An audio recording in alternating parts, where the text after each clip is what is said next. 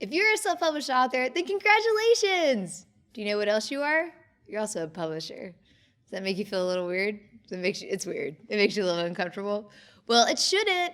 Creating a book to share your story or pass on your knowledge is great.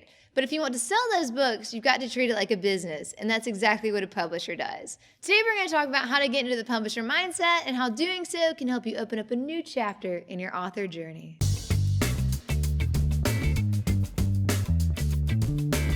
What is a publisher? A publisher is a person or a company that prepares and issues books, journals, music, or other works for sale. So as a self-published author, since you're creating your own books, you are also your own publisher. When you think of the word publisher, you probably think of a business. And what are businesses good at? Making money.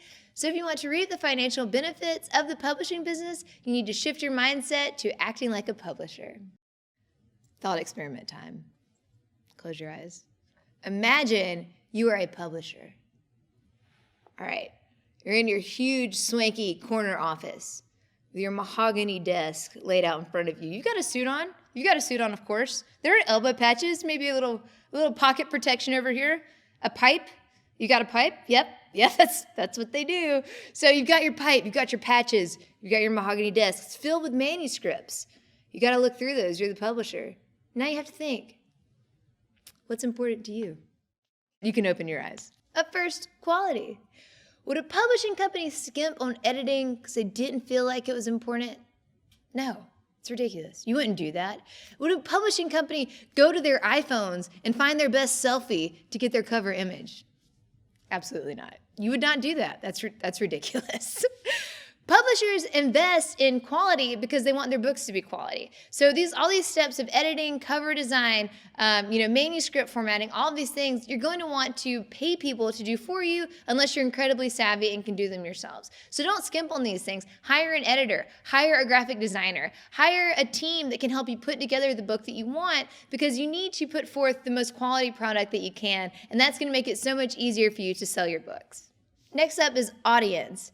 So a lot of times authors will publish books just because people like to be able to say that they are authors and they publish books. And that's great. There's a place for that.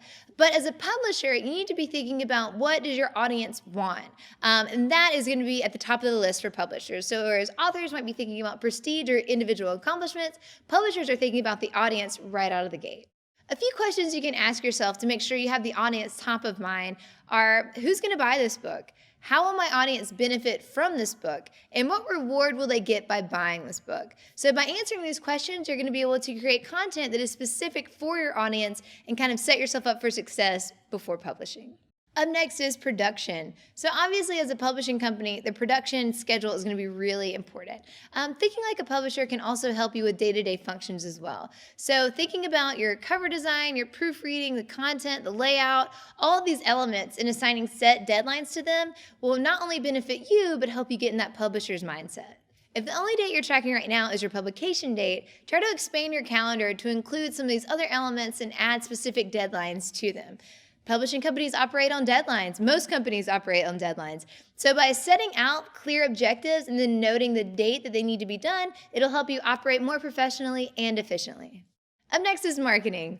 So as I'm sure by now we all understand and know, once you publish the book, that does not mean your work is done, unfortunately. It's basically just the beginning. Publishing companies work really hard to be promoting the book before, during, and after the publishing process so that people are ready to buy it when it's ready. So as a publisher now in that publishing mindset, you want to be thinking about marketing the book constantly so you can be doing it on a consistent basis throughout the whole entire process. The bottom line is, if you don't market your book properly, it simply won't sell. Last, but as I'm sure you'll agree, definitely not least, is profit. So profit is one of the most important things to consider when you're thinking about moving from author to publisher and making that mindset shift. And all the things we talked about, so audience, marketing, quality, production, all of those can kind of be wrapped into this profit kind of column because all of those decisions are going to be made with the profit in mind. So if you create a number or if you have a monetary goal, it's not a bad idea to make that your focus and work towards that and kind of help that guide all of your other decisions. If profit is not important to you, then that's okay. Whatever your number one goal is, just make sure you hone in on it with that sort of laser focus that publishers use to make their decisions.